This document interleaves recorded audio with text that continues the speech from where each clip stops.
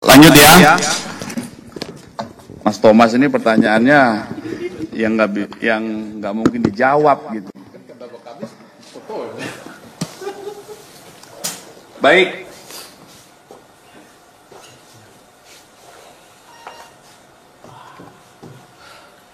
Rekan-rekan, kami izin menyampaikan update tentang penanganan perkara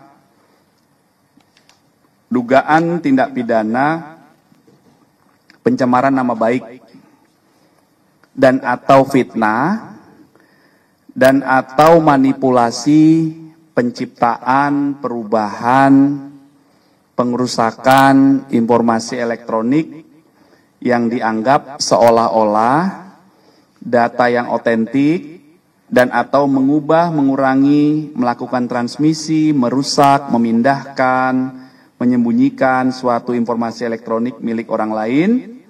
Ini bunyi pasal ya. Dan atau pencemaran nama baik dalam bentuk informasi elektronik sebagaimana diatur di pasal 310 KUHP dan atau pasal 311 KUHP dan atau pasal 35 Yunto 51 ayat 1 Undang-Undang Nomor 11 2008 tentang ITE yang sudah dirubah akhirnya menjadi Undang-Undang Nomor 1 2024 yang itu merupakan perubahan kedua ya.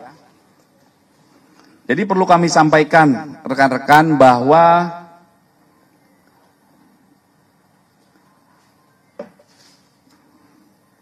terlapor dalam kasus yang dilaporkan ini adalah dalam penyelidikan. Kemudian pelapornya adalah saudara JW.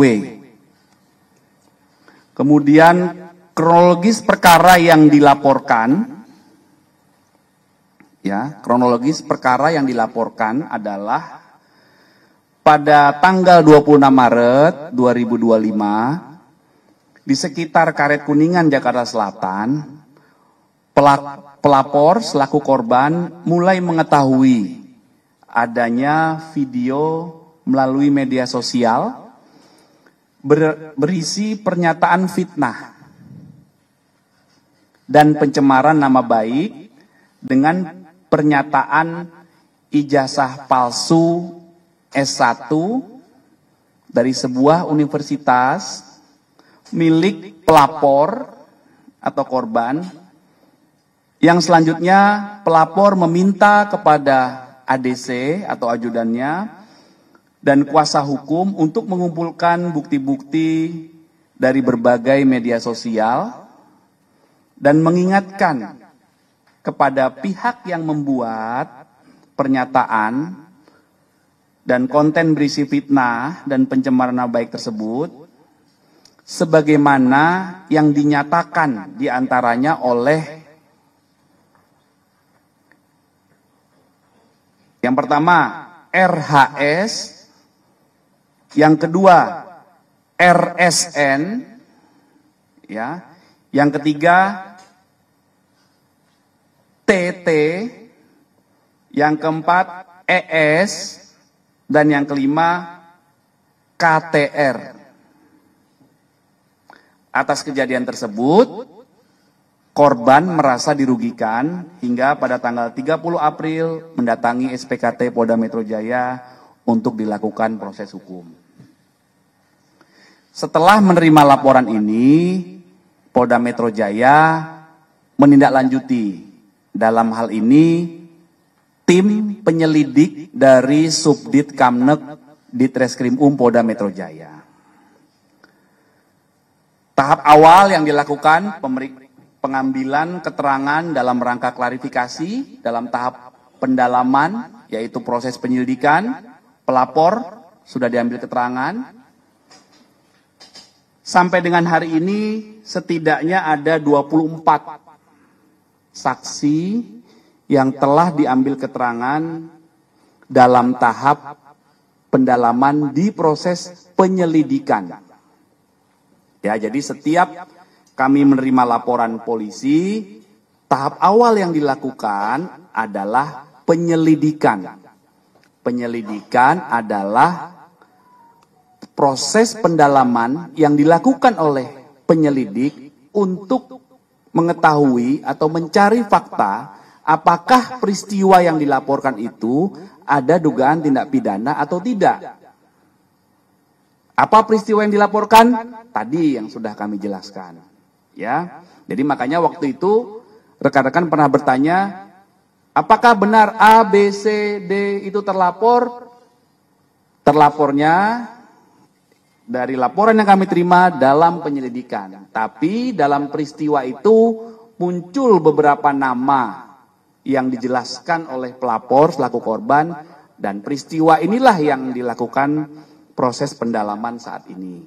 Itu rekan-rekannya ya. Jadi rekan-rekan bisa memahami. Kemudian saat membuat laporan hingga saat ini ada beberapa barang bukti yang sudah diterima oleh penyelidik, antara lain ada 1 buah flash disk berisikan 24 link video YouTube dan konten pada media sosial X ya. Kemudian ada beberapa dokumen fotokopi ijazah. Kemudian ada printout legalisir dan juga ada fotokopi cover dari skripsi dan lembar pengesahan. Nah, ini masih terus dilakukan pendalaman. Kemudian update hari ini menjawab pertanyaan beberapa media 2 hari terakhir ya. Kemarin hari Rabu kami tegaskan bahwa terjadwal ada 4 saksi yang terjadwal oleh tim penyelidik untuk diambil keterangannya. Yang pertama saudara AS itu tidak hadir. Yang kedua saudara RF itu hadir kemarin ya, hari Rabu. Kemudian saudara MBS itu hadir. Kemudian saudara KTR. Ini laki-laki atau perempuan ya? KTR ini. Atau KTR ya, saya tidak menjawabkan saudara, maaf. KTR ini hadir kemarin hari Rabu ya. Kemudian untuk hari ini, hari Kamis tanggal 15 Mei 2025, ada 2 saksi yang menjalankan proses klarifikasi, yaitu saksi saudara RS hadir, kemudian saksi saudara, maaf, yang kedua saksi TT ini hadir. Ya, kemudian untuk saksi RS dan ES tidak hadir. Ini yang dari tadi rekan-rekan bertanya, saudara RS tadi hadir, ya. Itu rekan-rekan update-nya, jadi mohon waktu, ini proses masih berjalan, ada update, nanti silakan kita komunikasi lebih lanjut ya. Oke.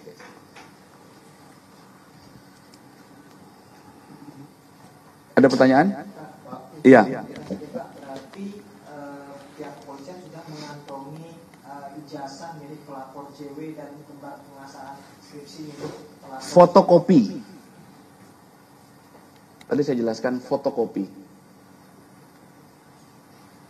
Fotokopi ya. Oke.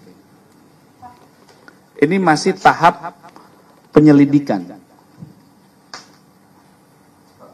Kemarin Pak Abraham Samad menyebutkan jika dirinya belum mendapatkan panggilan pihak kepolisian dan juga dia merasa heran karena dihubungkan dengan kasus ijazah tudingan ijazah Jokowi ini. Dari kepolisian apakah memang benar memanggil Pak Abraham Samad juga atau tidak Pak? Penegasannya juga. Bentar ya.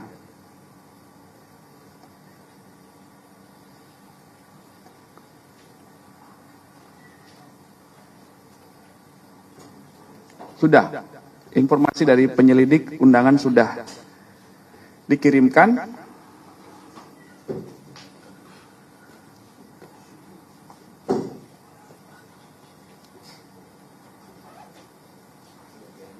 saksi adalah orang berdasarkan fakta yang ditemukan oleh tim penyelidik. Jadi saat ini tahapnya namanya penyelidikan. Dan tahap penyelidikan ini, penyelidik mengumpulkan fakta-fakta dari pelapor, dari korban, kemudian saksi-saksi yang dijelaskan oleh korban, kemudian dari peristiwa utuh muncul saksi-saksi. Jadi siapapun yang dipanggil saksi oleh tim penyelidik, maka pasti dibutuhkan keterangannya untuk membuat peristiwa ini menjadi utuh di tahap penyelidikan awal. Ya, sekali lagi penyelidikan adalah upaya penyelidik untuk mengumpulkan fakta untuk menentukan apakah peristiwa yang dilaporkan oleh korban ini ada tindak pidana atau tidak. Nah, itu tahap awalnya dulu. Ya, oke. Ya, Mbak. Tadi kan ada beberapa saksi nih yang tidak hadir atau mangkir. Apakah kemudian akan dijadwalkan ulang? Dan selanjutnya ini ada saksi lain juga yang akan dipanggil untuk pemeriksaan? Ya, nanti itu penyelidik yang menjadwalkan. Ya, ada mekanisme pemanggilan lagi, penjadwalan ulang. Ada satu saksi juga komunikasi dengan penyelidik. Ada yang menyampaikan sakit, nanti disesuaikan lagi waktunya. Bisa dilakukan komunikasi. Ya. Ini ada dugaan saksi lain yang akan dipanggil juga atau dari nama-nama itu saja? Nanti kami pastikan. Ya, oke. Pak, kalau dari Polda sendiri akan seperti Bareskrim kira-kira. Kami kan tuduhan ijazah palsu akan diperiksa juga keautentikan ijazah palsunya si pelapor, Pak.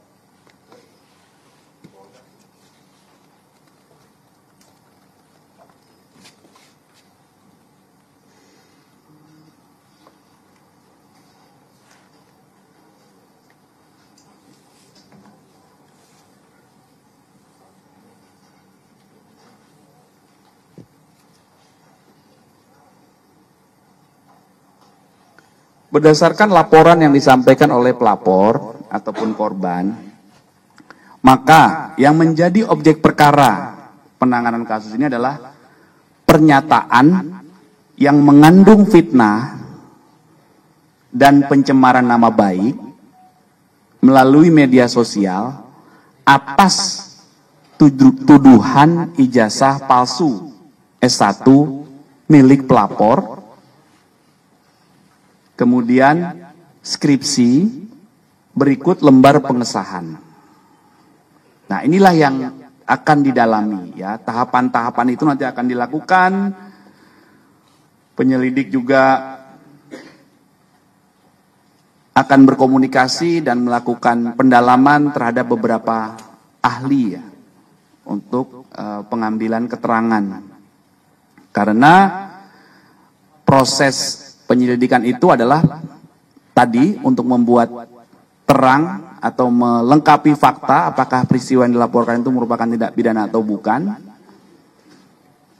Yang kedua, itu adalah merupakan proses pengumpulan fakta-fakta, barang bukti dan alat bukti. Ya, sehingga beberapa barang bukti nanti akan diuji, beberapa alat bukti dikumpulkan. Makanya nanti membutuhkan keterangan beberapa ahli. Ya, tuh update-nya rekan-rekan. Izin Pak, ada beberapa pertanyaan. Yang pertama, ini kan tadi kan udah ada yang selesai diperiksa ya Pak. Nah, dan Bapak tadi menjelaskan kalau dalam laporannya itu memang disebutkannya terapornya adalah dalam lidik ya Pak ya. Iya. Tapi kemudian ingin meminta penegasan aja, apakah nama-nama yang diperiksa hari ini itu keluar setelah ada dari pihak pelapor menyampaikan kalau mereka-mereka inilah yang terkait dengan yang peristiwa yang tadi disebutkan. Itu yang pertama. Yang kedua, saya jawab satu-satu. Iya. Jadi nama-nama ini muncul di kronologi perkara di laporan polisi yang dibuat oleh pelapor. Berarti udah disampaikan memang dari pelapor itu ngasih tahu mereka ini gitu ya Pak ya? Iya. Namun tidak menunjuk siapa terlapornya. Jadi paham ya? Jadi seperti gini analoginya. Korban kehilangan motor. Dia belum tahu siapa pencuri motornya.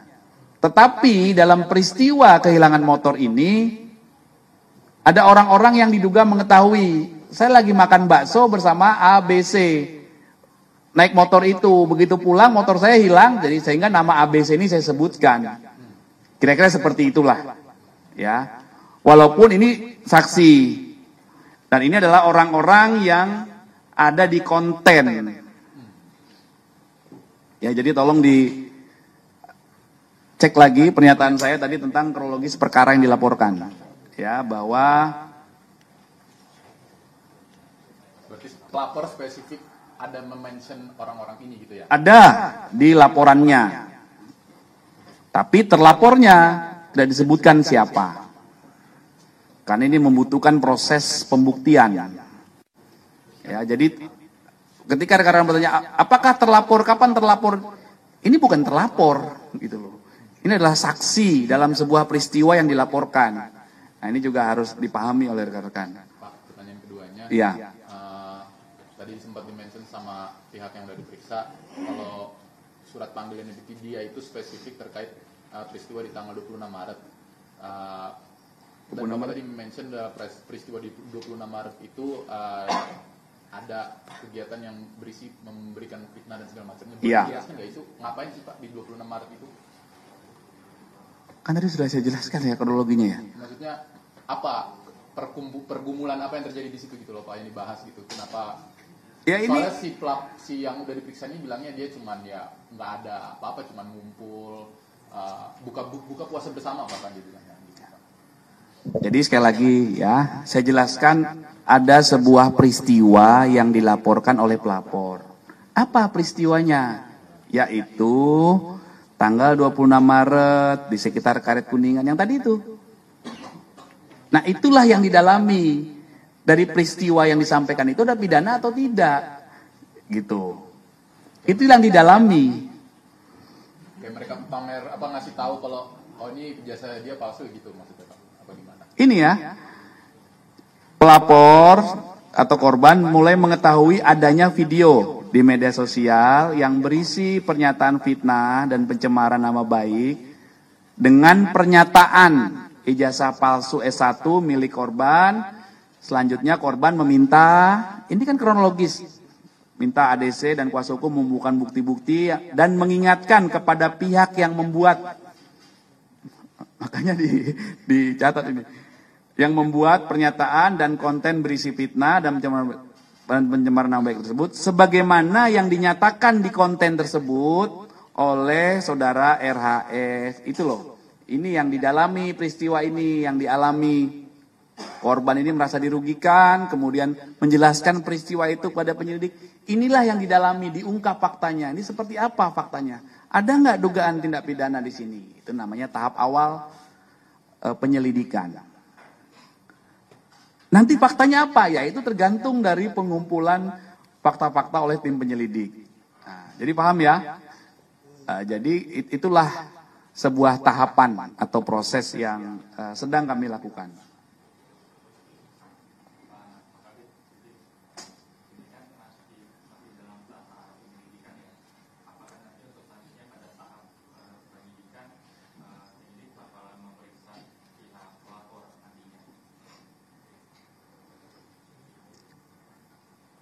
Sudah pasti ya. Jadi tahapan penyelidikan itu diperiksa, klarifikasi, nanti fakta-fakta dikumpulkan, kemudian dilakukan gelar perkara, ditentukan hasil gelar perkara berdasarkan alat bukti dan barang bukti yang dikumpulkan, ada nggak dugaan tindak pidana? Kalau ada dugaan tindak pidana, ditingkatkan statusnya menjadi penyidikan. Setelah penyidikan, pelapor diperiksa lagi, di BAP namanya. Diambil keterangan berita acara pemeriksaan sebagai saksi dalam tahap penyidikan. Diulangi lagi nanti semua saksi diperiksa lagi. Inilah hukum acara yang diatur di hukum acara pidana dalam tahap penyidikan. Jadi penyelidikan dan penyidikan ini harus kami lakukan sesuai SOP secara proporsional dan profesional berdasarkan ketentuan yang berlaku dengan prinsip kehati-hatian. Ya, jadi selalu tahapannya akan begitu di semua laporan, Mas. Semua laporan akan begitu semua tahapannya, ya. Pak, berarti kita penyelidikan nih, kita tahap ini penyelidikan, Jokowi bakal dipanggil lagi nggak Pak? Kan dia kan baru awal pas buat RP. Nanti penyelidik yang mempertimbangkan. Dia ada peluang ya? Penyelidik yang akan mempertimbangkan. Ya, berdasarkan fakta-fakta yang dikumpulkan. Ya, oke. Kalau dosen pembimbingnya Pak Jokowi bakal dipanggil nggak Pak?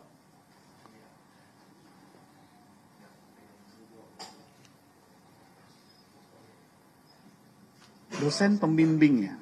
Iya Pak, kan kemarin sempat upload. Nanti kami cek, ya. Kami cek ke penyelidik ya.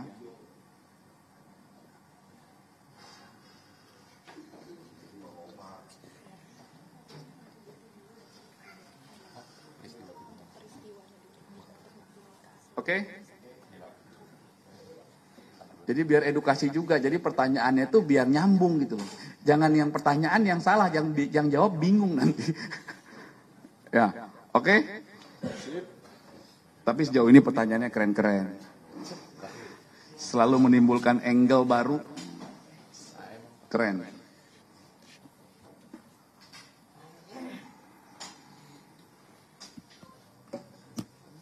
Iya. Oke? Boleh nanti kalau ada yang kurang jelas boleh ditanyakan. Tapi kalau kadang terlambat itu kami butuh waktu verifikasi. Saya diajarin Mas Thomas sama Mas Adi, akurasi lebih penting Pak, hati-hati. Akurasi lebih penting dibanding kecepatan menjawab. Benar nggak? Terima kasih rekan-rekan, hati-hati di jalan ya. Oke, terima kasih. Adi itu mah bahasa Adi Pak.